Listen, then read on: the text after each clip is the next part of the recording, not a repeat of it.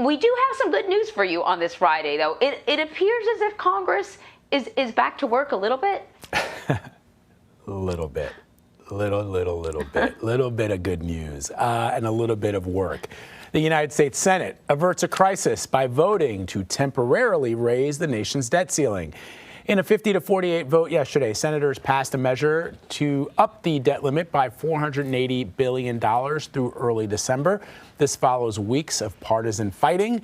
The debt ceiling allows the United States to pay off debts that have been accrued in the past. Increasing it will prevent a default that experts say could devastate the global economy. The bill now has to be approved by the House. It will then be sent to President Biden for his signature. Ed O'Keefe joins us now from the White House with more to talk about this. Ed, so, I mean, I was sort of tongue-in-cheek saying it's a bit of good news, but this is really a short-term fix. I mean, so what is the Biden administration's plan to get it done down the line? Yeah, Anne-Marie, I admire your optimism this morning because it's a little bit of work they've done for a little bit of good news, wee bit there. Tiny, this is like, what is this, a museum for ants? Like, they just did that little bit of work that they did. Look, Ed. they've kicked. We talked about this earlier. They're like college kids. They're waiting to the last second, and they got an extension from the professor, and it's going to create just more calamity at the end of November, early December, when they're supposed to try to do this again. And they've got to also figure out how to fund the government at that point too. So. We will see how they proceed. The House, as you said, expected to pass this thing next week, send it on to the president, and then turn their focus, or at least they're going to try, Democrats are, to put together some kind of a deal on that big Build Back Better plan that the president wants passed. Still disagreements about the price and the scope of that. And at the same time, figure out, is that the best vehicle to also get the debt ceiling done, or do we have to go back and hope that Republicans blink and give us a longer-term extension? So it just sets up a really prolonged, nasty period here in Washington where they're trying to do ambitious work at the same time they can't even do the basics. Yeah. And yes, meanwhile, indeed. Yeah. I mean, sorry, Emery, you were going to ask about the social spending stuff. Yeah, I was actually. The Democrats are planning on using reconciliation to fast-track President Biden's social spending package, as I understand it. Congresswoman Pramila Jayapal was on CBSN yesterday. She spoke to Tanya Rivero, and she said that her progressive colleagues, they do not have a red line on the price tag for the president's proposal.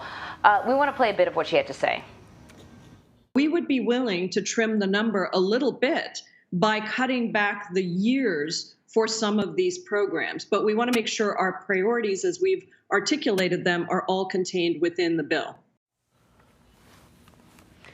So we've talked a little bit about this, that, maybe along with playing with the price tag, or to make it easier to play with the price tag, they might also play with the number of years. Would the Biden administration be on board with scaling back the number of years for which the programs are funded in order to lower that price tag? I think if he could get all the Democrats on board with that, he'd be fine with it. But earlier this week, he did signal that he sees the need to do this over a 10-year span, not a 5-year span. So to me, that was a signal to them. It may not be about doing everything. It may be plucking out a few things that are in this thing, setting them aside, and preparing to run for re-election on them in the future, and then bankroll things that stay in it over those 10 years. His general belief would be 5 years is too short a time because this thing's going to face legal challenges, and as soon as those legal challenges are over, you're going to have to figure out whether you whether you extend this or not. But if you do 10 years, it allows the economy, it allows state governments, it allows the federal government to do much broader planning into the future as the nation's economy recovers from the pandemic and adapts to a new world. The Progressive Caucus would tell you, how do we choose? It's like picking between our favorite, between our children here. You've got a host of urgent issues, climate change most especially, affordable housing, expanding Medicaid, expanding education funding in this country, and a host of other things that they've got tucked in there that they can amongst themselves decide, well, what should we pluck out of here because Joe Manchin and Kyrsten Sinema don't like them? Instead, why don't we just do this short-term 5-year funding plan, get everything passed, and then just have this fight again in 5 years? We'll see. That, amongst so many other things, is what they've got to sort out between now and the current goal of getting this written and starting to get it passed by the end of October. In Chicago yesterday, President Biden made a new pitch to all eligible Americans to get their COVID-19 vaccine shots. He also said vaccine mandates are working, and a big reason why, new cases and hospital admissions are down. My message is require your employees to get vaccinated. With vaccinations, we're going to beat this pandemic finally. Without them, we face endless months of chaos in our hospitals, damage to our economy, and anxiety in our schools. So the administration has been working on a new rule for companies with 100 employees or more. What are you hearing about that? That it's still not done. And you know, so many weeks after the president announced this, why isn't it? Well, it's just a reminder that it takes a while for federal regulations to get written, because you got to write them at the department. They have to be reviewed by people over in the Office of Management and Budget. There's what they call a public comment period where people can weigh in with their concerns about it, and then it gets implemented. And the moment it gets implemented, it's going to get challenged in court by at least 24 Republican-controlled states who say that such a federal mandate isn't needed. But OSHA, the Labor Department agency that deals with workplace safety standards, has decades of precedence behind it. You know, all the different rules or mandates that they've required through the years, including vaccine mandates in some industries. And so, you know, they're backed by that, and they'll plow ahead. But there are, of course, those in politics on the Republican and conservative side primarily who just feel like the more regulation there is, the more onerous it is for job creation and for small businesses.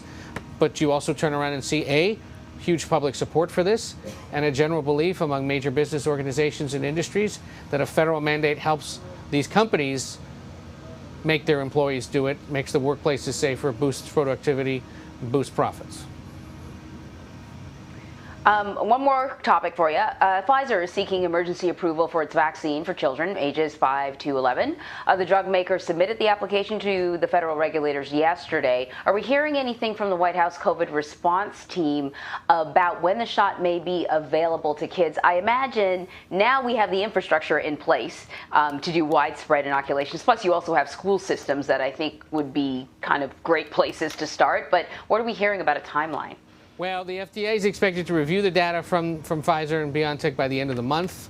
Dr. Ashish Jha, among other leading national medical experts, among those this morning, saying that it could be that right before Halloween is around the time that the shots can be given to kids.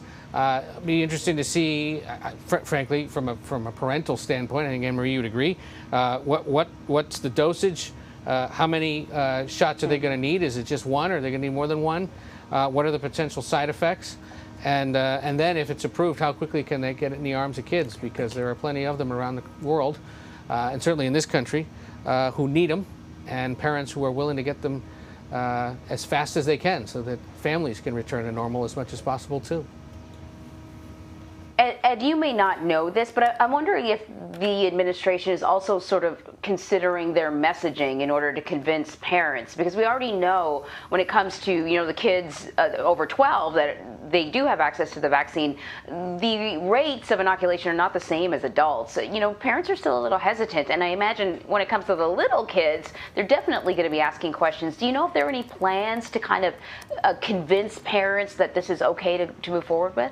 That's a very good question, and we'll throw it on the pile of those that we ask around here of the White House and agencies.